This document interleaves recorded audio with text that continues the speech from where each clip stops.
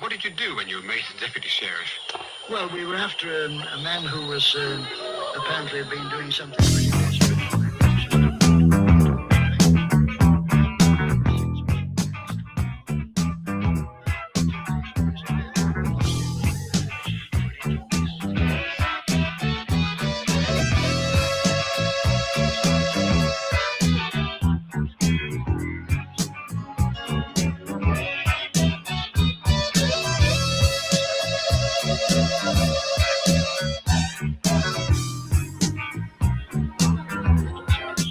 All right, good evening, good afternoon, good morning, and good night, everybody. It's a Fakeologist show. It's an IPS joint.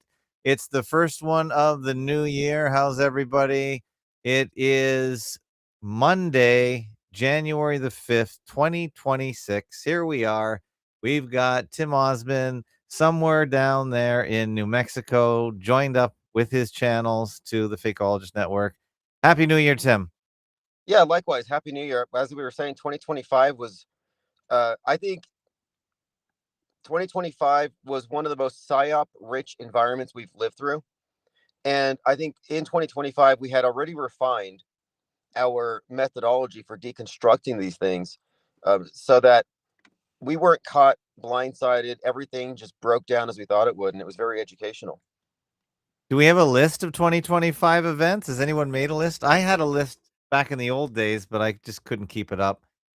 Well, for New Year's Eve, I did do a rundown of the major events of the year, starting with the drone invasion over Jersey, the stabbing at the racetrack, all the racial psyops, moving on up to the girl on the subway, and then Charlie Kirk, and then Erica Kirk is a walking psyop.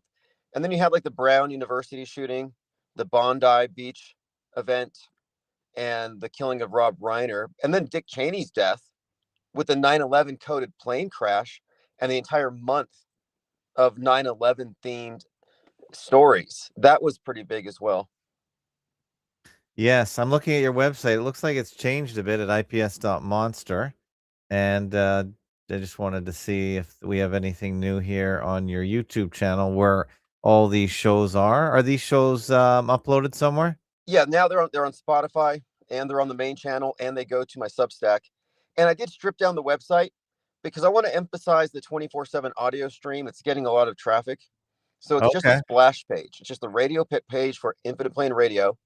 And we will be at 24/7 again soon anyway.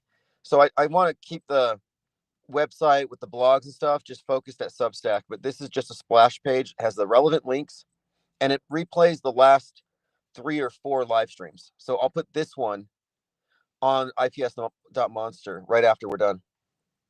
Okay. Are you uploading to Odyssey anymore? Because that's how I used to get your show. I haven't in the last week or so, but I'm gonna resume uploading to Odyssey because it actually blasts to so many platforms. Like iHeartRadio, we do pretty good. So I will resume that as well. So, but if we wanted an RSS feed of your shows, where do we go? Substack or YouTube or neither? You know, I would say the Substack because you get the video. And then I've been using AI to create these really great transcript synopsises of each episode with bullet points for the topics and relevant quotes. And I'm using Notebook LM. It's doing a fantastic job. Okay, so I'm looking on your website now, infiniteplanesociety.substack.com. Yes. Now, where is the transcript? Whenever you see archives, so it's at the top, I think there's a click the title of the thing, and whenever it has the archives posted, and you get these in your email as well, it has the video, and it'll say video plus transcript synopsis. So it's not like the full transcript, although that's available. But so we are. So scroll down, and you'll see how it breaks it down. So you upload this to Substack. They have their own host space for the video. Yes, and then when you're uploaded to Substack, you can download the transcript, and then you upload the transcript to AI, and you tell it, give me a breakdown so people can just know what we're going to talk about and give me relevant quotes. Oh, and that's great. It's a fantastic system. I've been doing this for... So you get the transcript from Substack? Yes. So they auto-transcribe it? Yes, although you can copy and paste a lot of videos onto Notebook LM, and it will give you a transcript. But a lot of the times it won't do it for YouTube live videos for some reason. But Substack has that as an option. Substack has a number of great features, actually. I do these live streams on Substack on my Tim Ozman one, and Okay. it will automatically parse it into shorts with catchy titles, and it will blast it on your social media and upload it to YouTube. Substack will do that for free? Yeah, you just hit, yeah, exactly. You just create a wow. post and you hit live. So yeah, Substack has some new features that I think. Wait. So are you broadcasting on Substack now? No, I'm not. But when I get into my office and I start getting on every platform, I likely will. So Although, you can broadcast yes, live to Substack? because yeah, what I normally do is I will go on a Substack and tell everybody, hey, I'm going to be live. Yeah. And then I use that as a notification because it's easier to do a video announcement than to try to type up a live stream notification on my phone. Okay, but the video is not live streamed on Substack. It does. Everybody gets an email, and yeah, Substack does have a live option. So whenever you hit a new post, you just click live, and it is indeed a live stream. Okay, but how do you connect your video to Substack? That's my question. I I think what we would probably do is get the streaming key. I haven't done that yet because I'm only on a couple channels, but I'll figure it out when the time comes. Worst case, if you can't do it with the streaming key, you would just have your iPhone out and turn on Substack, so you'd be like simulcasting. Okay, well, hey, I always go to you for new info. Yeah, these things. I think that Substack is worth the effort to invest into it. I Mhm. understand keeping your own thing Yeah, yeah, we because talked about that. you don't want to totally build on it and then a year from now they suddenly decide to go YouTube on us. Okay, well, yeah, everyone's been pretty quiet on the censorship front. I think Discord hasn't shut anyone down lately. I don't know. YouTube hasn't, so it's been pretty quiet. Yeah, isn't that interesting? Yeah. They don't censor anything at all. It's it's like wait a minute here. Whatever happened to this reflexive flagging every video? I remember though they fired a lot of people. Yeah. YouTube had hired a bunch of people to do that work.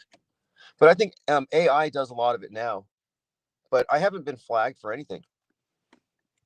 Okay, I got to find out if Restream can go to Substack.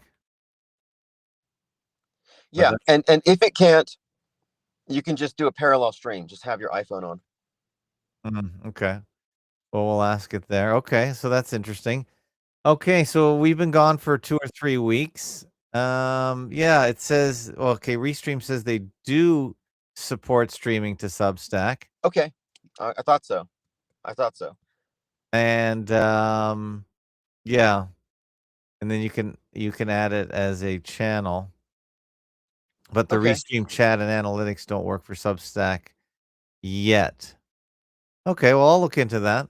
If you say Substack is where it's at, I'll try it in parallel to my blog and my FAK1189. But Yeah, you can just import your blogs into it. I don't Mhm. I don't think it's complicated to use. It's very simple. It doesn't have a lot of garish features, no big ads. It's very basic, but it gets good search engine results. I mean, it shows up. Mhm.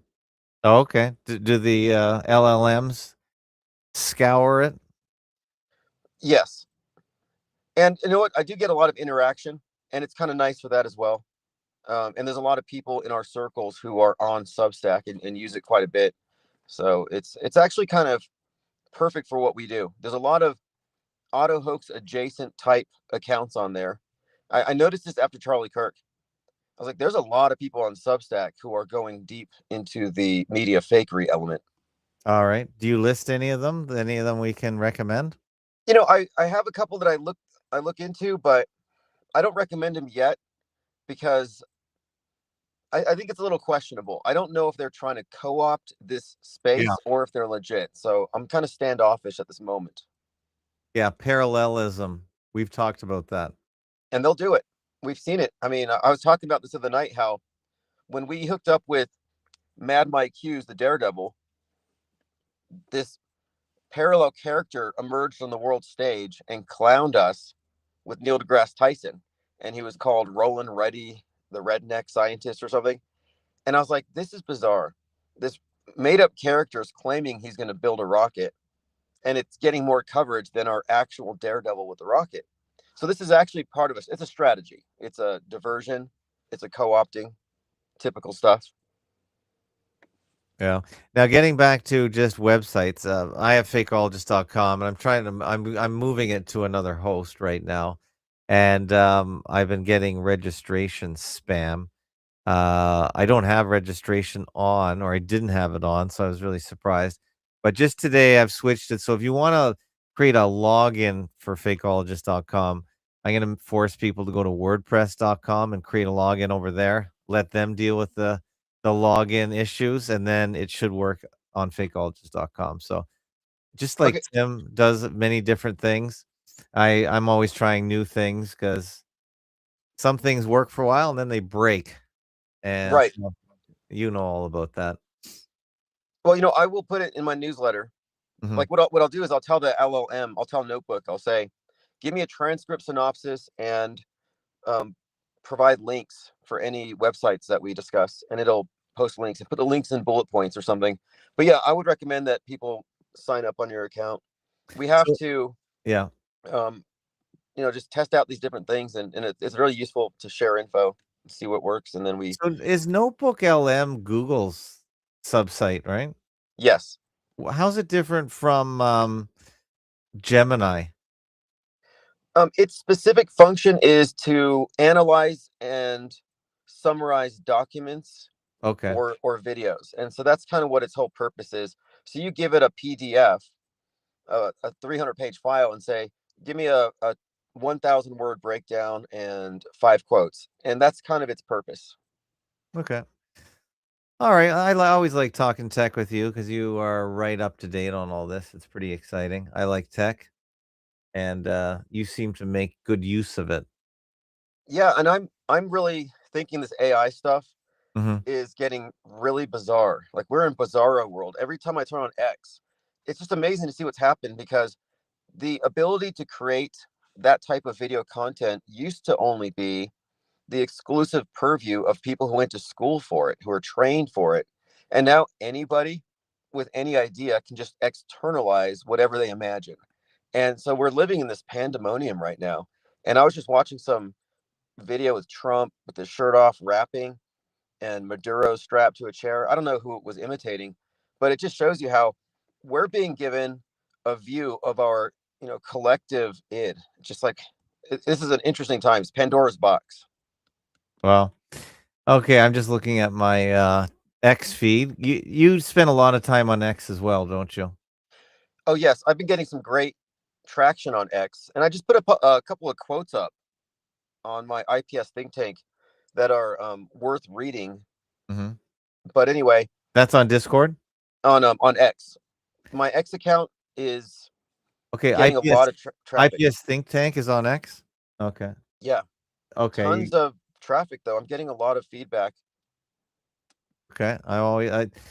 There's so much content out there. It's you really need to be pointed to where it's at. So I've got your IPS think tank feed on here. Okay. Lots of penguins.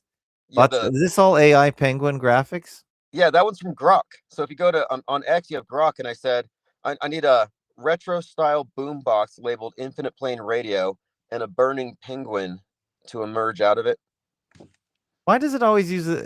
Is this the standard penguin? Is this an Empire penguin it always uses? It is, apparently, and maybe it's my fault, because it's only going off of whatever's being fed into it. And I think I'm the only person routinely making these emperor penguin cyborgs. Yeah. Okay, I'll put a link to this on your site, okay, or on the notes. We have notes here at fakeologist.blog. That's where I still own my own platform, but I'll look into Substack as well. But people can go to fakeologist.blog and see the show notes to tonight's show. And we do these shows with Tim Ozman every Monday.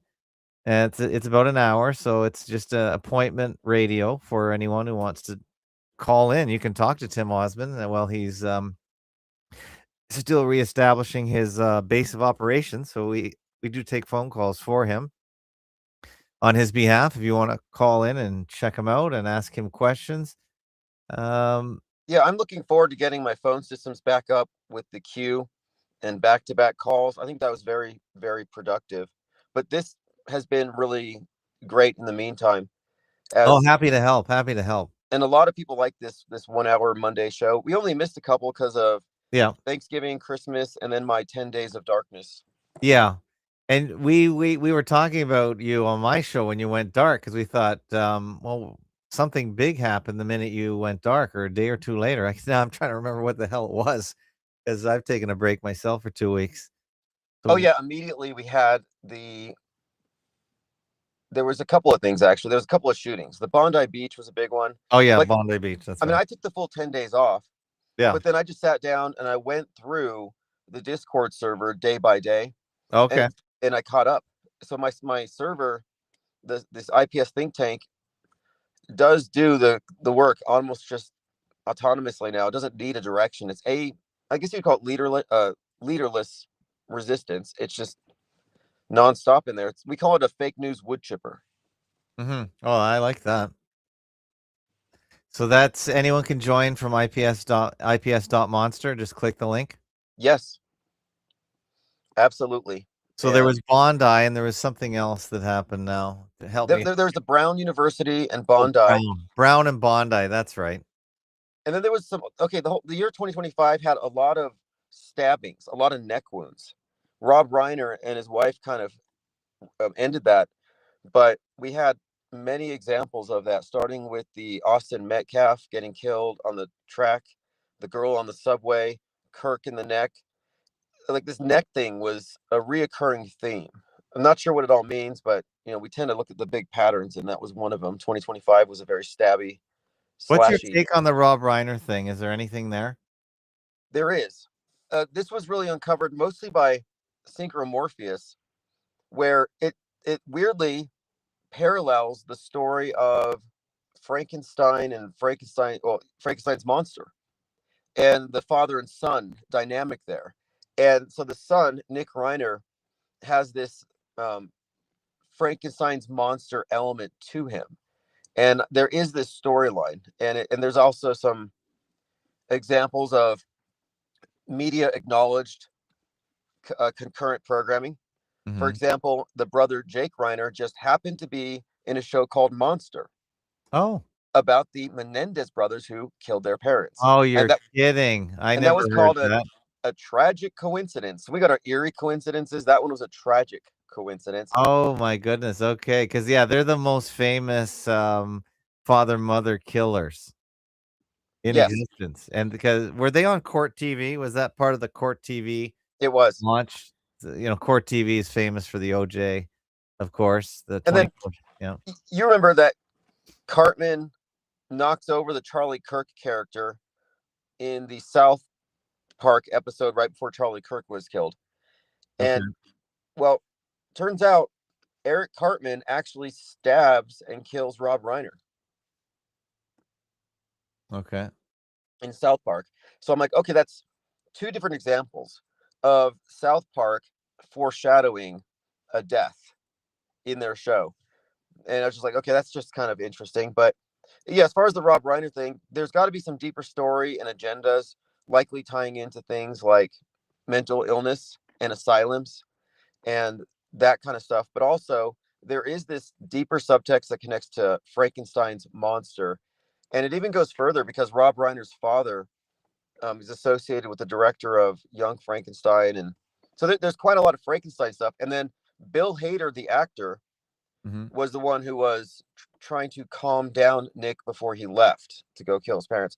And he's got a lot of Frankenstein stuff associated with him, from SNL to doing a review of that latest Frankenstein movie. And all of this happens, of course, against the backdrop of that new Del Toro film, Frankenstein. Okay, what does this mean for Rob Reiner? Did he really get killed? What's your take? My take on it is that no. I don't think so. I think this is a psychological operation. That was his planned exit from the world stage. Okay. And something else too. You know where his son went? No. the Twin Towers prison, right? Really? And so Rob Reiner had just released, I think this was on 9/11. He had just released The End Begins Again or something like that, some Spinal Tap. Okay, yeah. And Spinal Tap follow up, yeah. Okay. and then if you look at the Spinal Tap, it looks like the Twin Towers because it's got the Stonehenge behind them. And so there's like this 9/11 connection with this storyline with the Twin Towers. I don't know where it's all leading here, but we even saw in the Spinal Tap, there's a scene where Reiner is talking to a chef who just happens to have a knife pointed right at him. So there's something there. There is a buildup. There's enough there for me to say this is probably some kind of a multi-purpose hoax with some, I guess, archetypal storyline attached to it. This idea of this dynamic between father and son, and there's something deeper there. The parents getting killed by the son. There's something else. Enough for me to Is say that it's probably fake. biblical? Biblical, maybe? I don't know. Is there a Could, biblical thing to that? could be. I mean, I watched the movie Frankenstein's Monster, and I didn't quite finish it, the Del Toro, but that story has a number of connections to things. For example, I think AI, I mean, the idea of Frankenstein's monster, like the Terminator, it's the idea that we create something and it gets out of our control. Yeah. So I think Has AI might be a Frankenstein's has monster. Synchromorpheus called in before to your show? Because he's got a pretty good Twitter feed here. He has not, but he has uncovered a lot of fascinating subtexts to a lot of these various psyops. And he didn't know that Jake Reiner was in the show called Monster about the Menendez. Like he didn't know that when he had made the Frankenstein's monster connection. Mm. And if you look at the picture of Rob Reiner and Nick Reiner, he looks like Frankenstein. He's got those eyes where you can see the whites of the eyes underneath the eye. It's like this. He looks dead. It's bizarre. Yeah. I guess yeah, here's some more. Here, yeah, okay, here's your Frankenstein, Rob Reiner, Nick Reiner story here by Synchromorpheus. I put a link to this on my fakeologist.com blog for the show notes for today. This is really interesting. This goes to show you got to bookmark these specific X streams because when you're looking at X, it just mixes everything you follow up, and it's really hard to remember who you followed at that point. So you really got to go directly to each feed. You got to go to Tim's feed directly. One thing about X, it doesn't make it easy to do that, does it? If No. because you forget about who you follow, and then you just end up looking what it gives you, feeds to you, why it's called a feed, and you even forget who you follow, and then something else happens, and then the next thing you know, you're doing something else. Yeah. Luckily, everyone in the think tank uses X as a place to conduct research, and we find stuff, and we share direct links. Okay. Because without direct links, no, it's a big landfill. Yeah, it is a landfill. This is good. Really good stuff. Synchromorpheus, if you're listening, call in and talk to us about your feed and all your research. It's really good.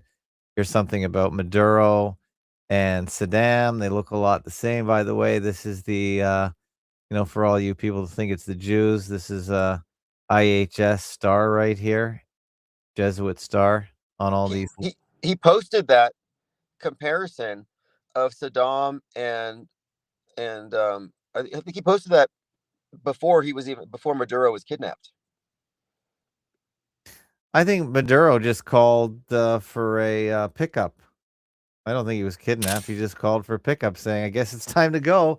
I have a funny feeling the people in my country are tired of me." And people do get kind of janky when they're hungry, if that's how far Venezuela descended. But I've got lots of theories on that.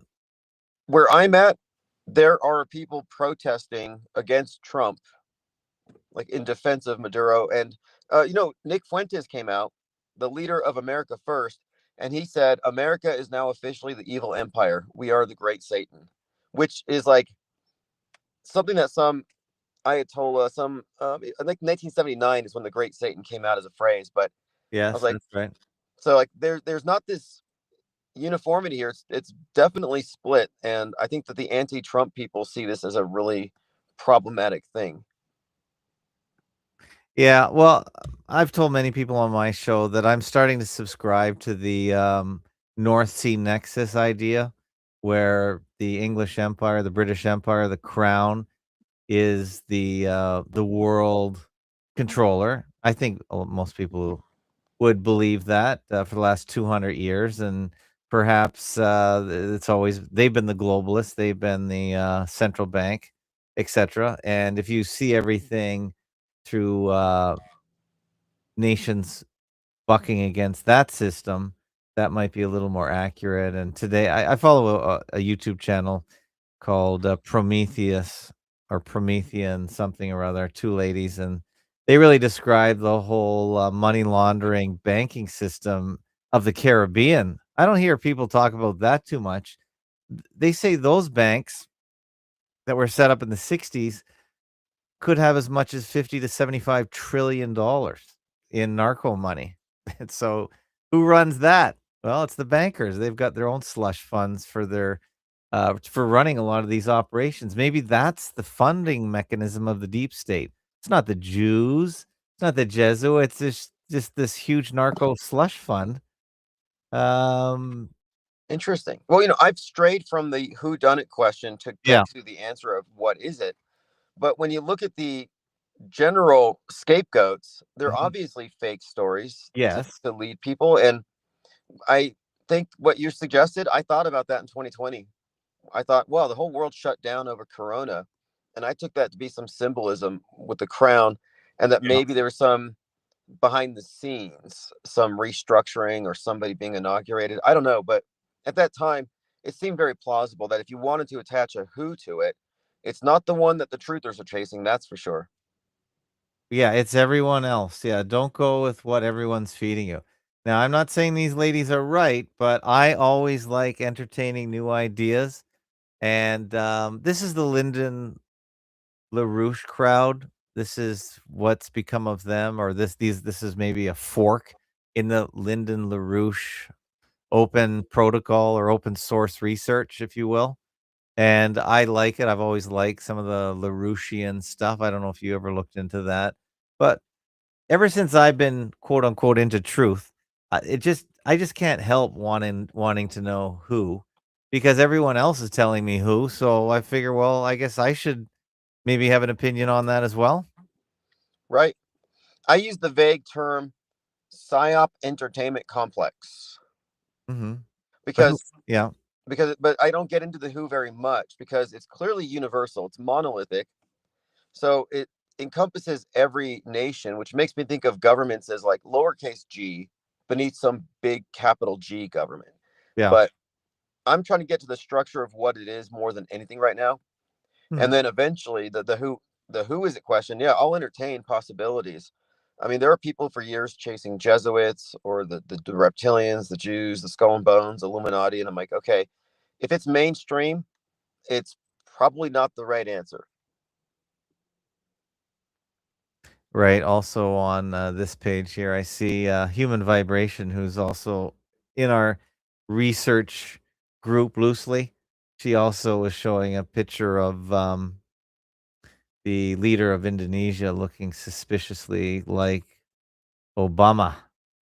So I You know like what? She's good at noticing these patterns, these templates, yes, and there's a reason they're using these things.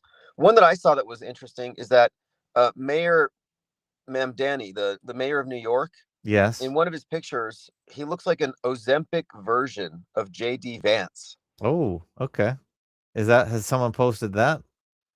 I don't know if anyone's posted it, but I think I called him that.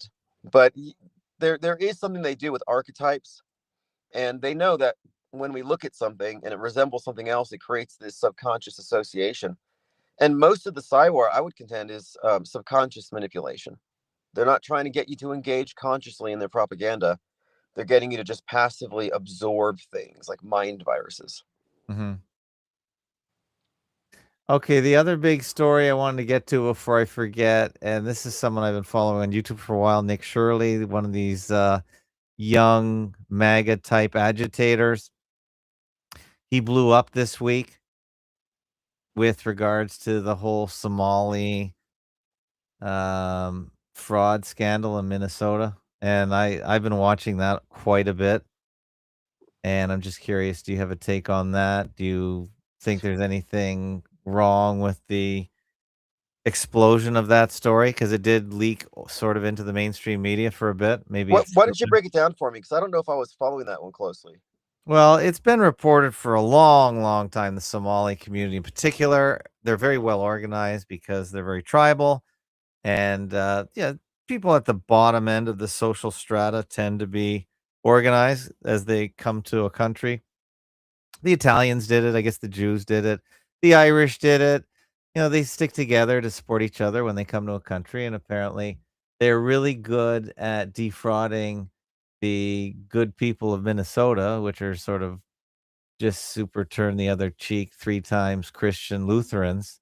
And they basically were running fraudulent daycare centers, fraudulent transportation companies, fraudulent, Oh, okay. um Organized crime.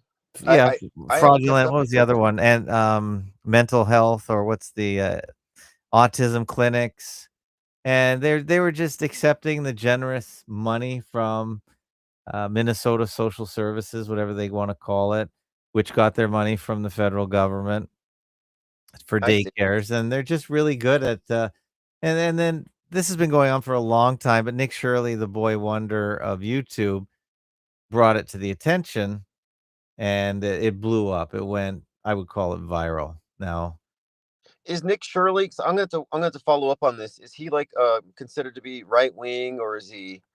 yeah, I would call him MAGA. Okay, okay. I would call him MAGA. See, I got tired of watching him and supporting him because he was a little too MAGA, and unfortunately, even if you are a MAGA fan, it's just annoying when, you make it so when you make it so partial because you just aggravate half the population as, the population split usually right Yes, down the that's middle. their So point. Like yeah, I say that the left and the right are actually being triangulated against one another by yeah. Big Brother. So I get tired of it, but I do like people that, cause trouble with the system because they make things, more interesting, and there's fraud wherever there are human beings, period. I think I most people agree with that. So anyway, so he's gone really he's got really busy. He's 3.2 million views. I would call that viral on his Okay, YouTube. that would Yeah. explain the proliferation of Somali Groiper style memes that I've seen. Right, you got it. Well, there's no Okay, doubt they're organized, and there's no doubt they are insular and they stick within their community. But like I said, all recent immigrants have done that in the past. That's just a natural thing. And it, yes. Well, what I find questionable about it though is that Mhm. the MAGA crowd is always being targeted with xenophobic narratives. It's 1 month it's the Mexicans, then it's the Somalis, Yeah, then it's always the Jews, and then they always have a different target group. Like when the election was in full swing, they said, "Oh, the Haitians are cannibals and they're eating the dogs, they're eating the cats." And they started sharing videos of people cooking chickens. Like Jack Posobiec shared one. It's like it's a chicken, it's a lamb, it's like it's a golden retriever, and that's a cat. And those all turned out to be fake.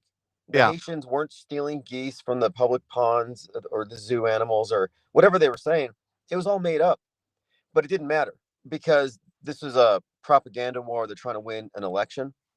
So I would suggest that anything coming from MAGA is definitely likely an agent provocateur who is likely pointing at real criminality, but maybe putting it in a different context so that it's really not about law enforcement or solving crimes, but creating outrage in a partisan manner. yeah. Well, thanks to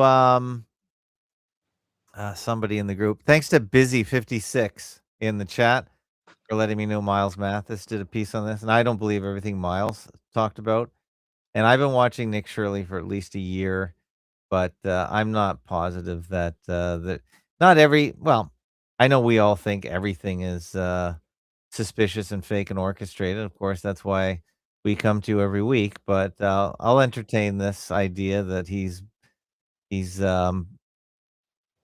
that he was manufactured. But on the other hand, he could just actually be out there trying to find things. And this this story was not his story. He just amplified it because he's just a young person on YouTube that was trundling along for at least a year in the MAGA style. So there's a He could bunch be of a loose cannon. There are loose cannons. There are people who are self-motivated, not working for the complex, but who are nonetheless doing very good at it. yeah. So I'll have to look into it. I can't, prejudge it, but I'll read what Miles Mathis had to write about it as well. Yeah. Yeah. And who knows where Nick comes from? I mean, he says he's a Mormon and he's from Utah, so who knows? But we just add all this to the pile. Nobody is above reproach, I suppose. So we'll take a look at that. So thanks for that tip. Anyone else who wants to leave any tips, we'll put it in the think tank or bring it here. So yeah, and he's promoting Poly Market. There are so many of these betting sites. It's really quite fascinating, actually. You can bet on just about anything now, and I'm not a big bettor outside of the stock market, but it's still pretty interesting. I think it's one of my subscribers, one of our commenters, Nicotramus. He's a think tanker. Yeah, For a couple of years now, he's been saying you need to find out some way to capitalize on your understanding of predictive programming propaganda, yeah, because you should be able to guess trends or extrapolate from your model. yeah. And that's absolutely true. So I have actually given thought to the idea of in some way making some wise investments or choices based on what we expect to be happening. Like, for example, Laura Loomer is now selling first aid kits for radioactive fallout or something. So Okay, it's like, okay, they know something. So I might right. look into that. I'm not really a Yeah, gambling person, but yeah. I'm not a gambler either, but there are patterns and probability. So since as a fakeologist, you are a perceiver of patterns. Hey, that might be a slogan, a perceiver of patterns. Yeah, maybe there's a way to make money on that. And that is true that there are many ways in investing to look for patterns and probability. That is a certain, and that is actually what I'm studying in my spare time as well. I'm looking for probabilities and patterns.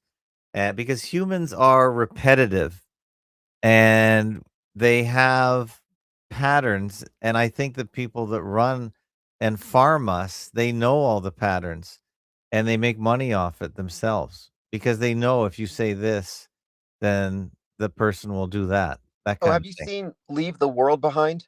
The Obama produced film? No, am I gonna have to watch that? You have to. It's Okay, mandatory because that's mandatory research. Okay, I'll get that. it's one of the most ham-fisted as far as predictive programming um, examples of, like, they're not even subtle. The symbolism, it's all pretty obvious. You'll detect all of it. But in that, there's a scene where the main character, one of the main characters, he's based on Obama, I believe. They're all living in a Okay. bunker. He's the owner of the bunker, and he's talking How to by Julia the way, how Roberts. long is that show? Could we do a watch party on that and just stop our way through it, or is Yeah, I that would. That would be fantastic. or We would that should. take too long? I would do it. Even if it takes several episodes or several sit downs. I think watch parties are fun. We've done that before. Oh, have you? Okay. But Maybe I can make a show out of it. We could just do every exactly. Monday a watch party. Yeah, I think it would be interesting to see what people are noticing. Pause it every 20 minutes. What did you pick up? Yeah, okay. We could do that. Yeah, absolutely. Well, there's a scene where this character is talking to Julia Roberts' character because it's a blackout. Everything's been Okay. shut down. Nobody knows anything. They're hiding in a bunker, or they're in this guy's house that has a bunker, and he's just saying, or she's saying, the internet is a mass agreed upon collective delusion that we're all plugged into. And he talks about this thing called the curve. And the movie's set up in different parts. So you could do it part by part. And one of the parts is called the curve. And he's someone who does make investments. And he's talking about how if you can see the curve, you can, get ahead of the big changes. And he noticed that all of his clients who are very wealthy were getting into bunkers. So they knew something. And when I heard that phrase, seeing the curve, it made me think about news benders, history benders, the idea of the bending of reality. That's the curve in my view. It's the deviation from what you would expect. But anyway, that movie is a big reveal, and Obama is now technically a meta scripter. It said there's a leave when I was just looking, there's a Leave the World Behind from 2013 as well. Really? I think. I think that's what I saw. But this one you're talking about is 2023.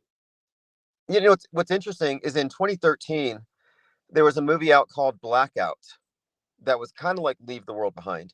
And in that movie, Obama has a cameo. President Obama is talking about it's a blackout, listen to the media, follow your government, that kind of message. Mhm. I think it was called American Blackout or something. Yeah, okay. Was there a blackout movie during the blackout in 20 sometime after 9/11 as well? Something happened there? Let Well, me just blackouts have been a reoccurring theme, and we've been noticing this for some time. Like white noise was a big one, and white noise blackout, and that's the one with the train that derails. And then in East Palestine, Ohio, a Yeah. train derails, and then the extras in the movie had to be evacuated when the real thing happened. I mean, come on. Yeah, we broke that down. Okay, there was a Leave the World Behind in 2014. This one here. A music documentary following the last tour of the Swedish band of the band Swedish House Mafia. Okay. So that's the other Leave the World Behind, but that's Well, not what you're talking about. Leave the World Behind also has some fascinating connections with a lot of psyops that came out at the time, like Mhm. the Boeing planes falling apart, the death of Matthew Perry. There were a lot of things that happened with the Teslas, the EV cars in the movie, but Yeah, it I did remember that. it did have a lot of predictive capability. And then at the very end, you see the one of the characters. Her name is Rose, and she's based on Donnie Darko, and Donnie Darko is based on Donald Trump. And she's watching Friends as like the nuke hits, so she's like watching it on TV or something in the bunker. But anyway, Leave the World Behind is an anagram for Behold the End War Live, Mhm. Okay. which means to me that when the end war happens, when they start doing the mushroom cloud thing, we're going to be watching it on TV. We're going to be locked down. Do you think they'll do that before the aliens? Well, I the mean, aliens are scheduled for what, this summer? oh, is that right? Okay. Steven Spielberg. Oh, right. He's got a movie. What is that called? There's something with this though. I've been watching Pluribus, Okay. which is filmed here, and it's a Albuquerque movie. Okay. And Pluribus is about an alien virus that um, we all catch, and everybody joins into a single hive mind, except for the main character who like refuses to join them. But it's an alien mind virus type of thing. It's a virus, but so the aliens don't have a physical body, and that's kind of a reoccurring theme with a lot of the ways that these movies are introduced. Like even this Steven Spielberg movie, Age of Disclosure, seems to insinuate that the aliens are like possessing people, or that they're not. And then there's another one called Third, or yeah, I think it's Third Body Problem. Okay. Again, the idea of aliens that are showing up in some way other than physical. Then there was Cosmonaut. No, I mean Sputnik, about this cosmonaut with a virus where, again, there's been this constant correlation between aliens and viruses, and Right. Yeah. there's so many examples I give where there's not like a physical thing. So if they do an alien invasion, I'm just not expecting any crisis actors in costumes or any sort of attempts to like create these cryptids. Okay, if anyone wants to call in, we've got another 10 minutes or so, 15 minutes. If you want to call in, we're a 1 hour show tonight. And the numbers at the bottom of the screen, 810-666-1984, 902-400, 1984, shortfake.com/Discord if you want to come into our Discord, or you can join the Restream Studio, shortfake.com/Restream if you want to call in. Mizelle says there's a UFO festival in February in Bangkok. I don't really get much out of UFOs.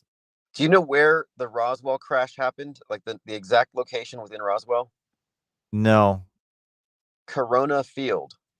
Right, yeah. How far are you away from there? Do you ever go there? Yeah, the last time I've been there a few times. When I was doing body transporting, I went out to, I think it's called Grams or whatever. I think the funeral home where they actually did the alien autopsy, supposedly. Mm, So I've been there a few times, and then when they gave us a stimmy check, the first thing I did is I drove out to Roswell to see Corona Field. Oh, okay. But my thinking on the alien invasion thing, by the way, is that because we're talking about generations of propaganda, of predictive programming for this eventuality. But the overarching theme is a superior intelligence arrives, and like a referee, it brings about world peace, and now we're all one. And I think that's what Pluribus is about. But I think this idea has been to prepare us for the eventual arrival of higher intelligence. And I'm thinking, what if the alien invasion theme has been used all this time to prepare us for AI taking over? Well, that's a good one. It's happening now in real time. Well, if you have something so smart, like even Elon Musk said, 1 minute. we're not going to have to work in a few years because of AI. Well, yeah, the people, a lot of people aren't going to be working or doing the same job. Hello, caller inner. I think we know who it is. Do we have a theme song for you by any chance? Yes, you do. Well, let's see how fast we can be because we're not ready for the theme song, but we'll just play a little bit of it that was provided by Portal Complex. Let's see if it's oh, here it is. I'm gonna wait a second there. Some of our callers down by the St. Lawrence where the cold winds play live John the beggar with a mind that sways. He connects the dots in a curious maze. Oh John, the beggar of the bay, reading the script while the world's on display. With fakologists, they light up the gray. All right. IPS, I don't know if you've heard that, but John the Beggar has his own theme song created by Portal Complex, who I think is on your channel sometimes. Nice. That's really good. I mean, whenever I hear something, I'm like, is it AI? It's always my first go-to. Yeah, but could be. But It it's no is longer AI, I think. it's no longer pejorative. Songwriters are creating incredible content. Normies are creating incredible content. But again, I think there's a lot of positivity to the fact that people can unleash their creativity, their imagination, if they don't have the skill sets because of this. And I think it overall is increasing the basic quality of content that we're exposed to. I mean, a lot of people are griping about AI slop, but that's not the majority of it. John the Beggar, what do you think of that? And Happy New Year to you too. Well, Happy New Year to you. I think he has a good point there, but something he was talking about, Rob Reiner. Yeah. He was known as the meathead. Yeah, that was where meathead. he really got his first fame on that. Well, a meathead means you're dead from the neck up, according to Carol O'Connor, Archie Bunker. Yeah. And they cut his throat. Well, if he's already dead from the neck up, how could it kill him? Oh, good one. Whoa. I think they're putting a play on that into people's heads. And I don't even think Carol O'Connor died when they claimed he did. Okay. I think they do a lot of those phony deaths. But that's just to get them off the world stage. Is that the most exciting way? Like, what is the point of getting them off the world stage in such a dramatic way, IPS? Do you think? What is the... Okay, I would say I call it the theater of Psywar. And what they're doing is they're constructing our history, and we live through it as news, but most of it is prefabricated, the major events. And I think the people who are high up in entertainment, who are fused with government, who are part of the process of making history, I think that they're given some artistic license, and they're creating stories that will be essentially carved into stone, that will be read 100, 200 years from now. But I think that this is an art form in a way. All right. So it's an exciting way to get off the world stage. It's memorable. They can do things with it. It can carry on for a long time. And then it serves an agenda. Because I think Rob Reiner's death will serve the agenda of lock up the conspiracy theorists or lock up the free thinkers who don't believe the news. They're going to make it a mental health thing. All right. Probably that's one of their major things. You're going to be crazy if you don't agree with me. It's right out of the East Germany Stasi playbook. You have to be crazy because you're not agreeing with us. Well, I think you're. Yeah, I don't think we're going to get locked up, but we're going to be self-censoring all over the place. I think that's the main thing. Marginalized. Well, you won't be allowed on in the comments. Like, so when I say locked up, I mean, like, what I'm sort of predicting here, based on content that we've been exposed to, is that we're going to experience a lockdown of the internet, like basically like a mind virus pandemic that will have to be treated, and you won't get back on until you mask your mind in the form of a social media ID. So I Yeah. kind of think that they're preparing us for some kind of essentially excluding people who are inconvenient, who aren't, we're super spreaders of bad mind viruses. We're Hot Skulls. If you've seen that movie, Hot Skulls is quite literally about locking down society and making everybody wear earplugs in public so they don't hear the words of the people who are spreading mind viruses. Yeah. Interesting? Are you worried about the digital ID in any way, IPS? No, I'm not worried about it. I think that the masses are being conditioned to accept it and capitulate to it. I don't consider what we do to be censorable or censored because we're not even acknowledged. So we're safe. But I do think that's the agenda, and it's to further consolidate the power over worldview itself. Will it hamper your operations in any way, do you think? It'll help them because the people who don't have any representation in the mainstream or alternative media who notice media fakery, they're going to eventually find us because we're building a third platform, outside of the mainstream and alt, and then you have us. So really quick, mainstream and alt media, in my view, are the establishment. Alternative media is always like they're anti-establishment, mainstream's establishment. Not true. And so those who are truly outside of their controlled paradigm are going to have to find their way to us. And the more they lock down their duopoly, the more those people are going to seek an alternative. So I think it's going to be good for us. Alt media is just like an alternative pen. They'll let you get off the farm and go a little free range, but you still can't go too far. Yeah. They won't let exactly. you know everything. You're in Plato's cave and you're like, oh, these are just boring shadows on the wall.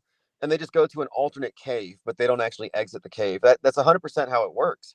And it fools a lot of people. And they're in an intellectual cul-de-sac and they're being fed an alternative take that just triangulates them against the mainstream, but doesn't bring them any closer to the truth. And enough people are seeing through this now that I think, the further they clamp down, the better it's going to be for us. Okay, so you won't mind registering your content with a digital ID? I don't think we'll have to. I kind of think that what we're doing is so inconvenient that it's going to be ignored, unacknowledged. None of the main or alternative platforms will ever talk about what we're doing. They'll never go deep into the implications of staged events and manufactured history. I think it's so outside of their purview and it's so toxic to their agenda that they're going to try to avoid this as long as possible. And I don't think they've accounted for the fact that we're ganging up now. Yeah. I'm just looking on on X or twitter.com, and I noticed that we only have 6 people listening on my Twitter stream, which I pay for, by the way, or you guys help pay on the donation value for value system here. But Alex Jones at the very tippy top on live on X, he has 302,000 people listening to him, which you may or may not be a real number. But I noticed I don't think it is. he's having he's having a Monday emergency broadcast. Do you think that I should make every one of our broadcasts an emergency? Would that help? Yes, it might. every broadcast with him is an emergency. It's like, wow, that's and once he's established that, and that's always World War III or Civil War. So it's one of the two, but it's always one of the two. And lately though, he's been kind of funny. What did he say? He said something kind of like, I think he was being sarcastic, but he said that he thinks that Candace Owens killed Charlie Kirk in order to become the biggest podcast in the world, and that Candace Owens is a man and she got Erica Kirk pregnant. Oh, wow. Okay. She could be a man. I think she was one of the 4 people that played Obama. That's Okay. what I was thinking. Yeah. No, Well, that's what Trutherville is. That's where they're in this place though, where they're kind of competing. You'd think like, oh, Alex Jones is bashing Candace and back and forth. But the truth of it is, both of them operate in the system where Charlie Kirk is dead. So, are they really fighting, or is this kayfabe? no, I agree with that. If unless unless they're disputing his death, then they're on the same page. Exactly. Yeah, I got no time for those guys, and I don't think anyone should waste their time with those guys either because they're just not telling the truth, the whole truth. Don't give them your attention, your money, or your time. That's my view on it now.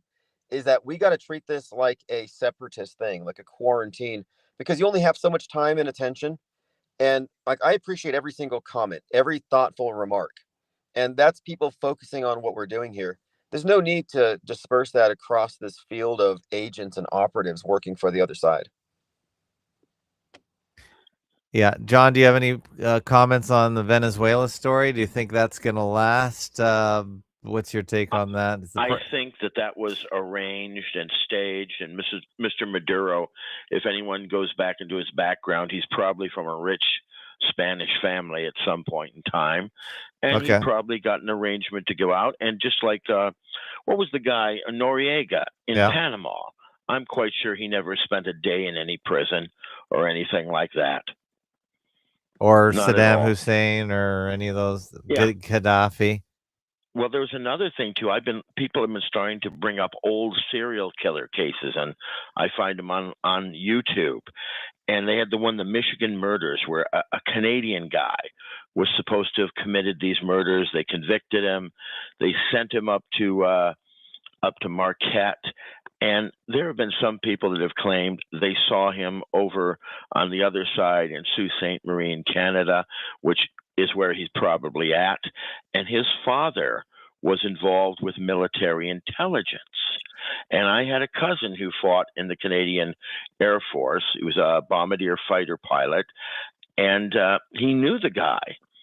And I was looking through some pictures when his father's name had come up, and they said picture of him with an unknown airman, and I think that unknown airman was my cousin. Oh, okay. So I don't think there's any question that was all a bunch of nonsense too. When I was at 4 or 5 people supposedly died in the Ann Arbor area, everyone was terrified. I look at all these mass killings and serial killings as just a bunch of nonsense. Yeah, me too. All right, Tim Ozman, we're coming up to the hour. Do you have anything else you want to add to the conversation, or? Well, just that this is the start of a new year of psyops, and keep in mind that every single fake event that everyone's going to talk about is already scripted, planned, scheduled, staffed, and the crisis actors are rehearsing their lines. So there's no need to be reactive. I say instead of reacting, respond. Instead of being triggered, suspend judgment and then give it time and then decide. But I'm looking forward to a year of these concise Monday evening breakdowns. Okay, that's great. I am too. It's going to be very, very regular. I'll be here if you're here. Did you know? Did you notice? Like, I think I noticed that the last 2 weeks were really quiet. So does that mean that the PSYOP industrial complex goes on vacation too, and it's more proof? Absolutely. It's absolutely. They go on vacation like everyone else does, and really the population is getting so old, and there's so few children. Yeah. Everyone's family had half as many children. Yeah. As a replacement, the crime rate should be going down simply because there aren't as many young people.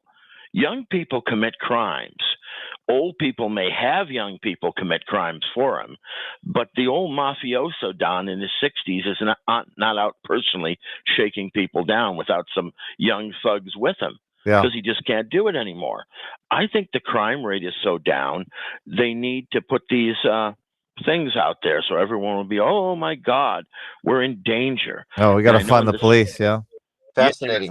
And there's a thing where people go online to the state of Michigan's job site, and there's nothing but tons of correction jobs opening.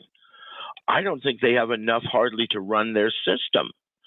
And it could possibly be because they don't have as many people in the system as they once did. Mm-hmm. And these things are going to start happening. And I know when I went to the rehab center after my hip replacement, they did not have anywhere near enough staff. They just don't have them. Yeah. The staff doesn't exist. Yeah. It simply doesn't exist at all. It's just going to get bizarro. I think we're at the point where I know Ted Turner put on a program many years ago. And in it, this futurist claimed that you weren't even going to be able to, when you call a government agency, to even have anyone answer the phone. You'd be lucky. Well, now the bot answers the phone. Yeah, they'll have a bot answer the phone. And I know when I called the state of Michigan a few weeks back, I talked to a new employee, and she was kind of slow. And she said, please bear with me. I just started. I said, okay. She asked for my date of birth, and I gave it to her. And she said, that's my birthday.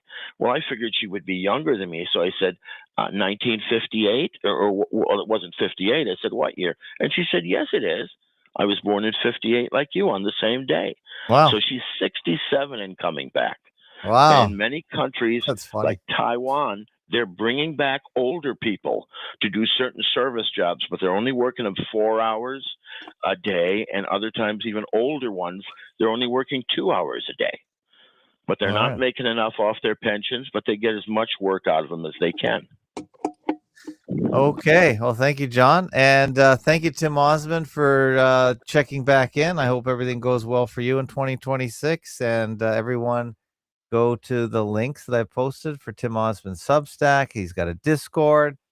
He's obviously on YouTube. He's at ips.monster. He's got a mailing list. He's got it all. Yeah, I'm looking forward. I think this is going to be a great year for what we do, and be entertaining nonetheless. And I think we're far more informed, and we have a better methodology than we ever have. And so I think we're, like I said, fake news wood chipper.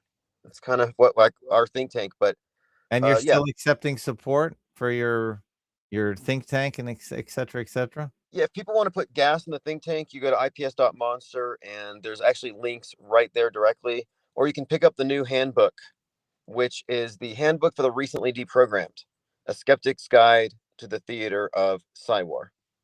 Awesome. All right. That's a good one. Yeah, John. Right, thanks for having me on. Thanks, John. Good night, Tim. And thank you, everybody.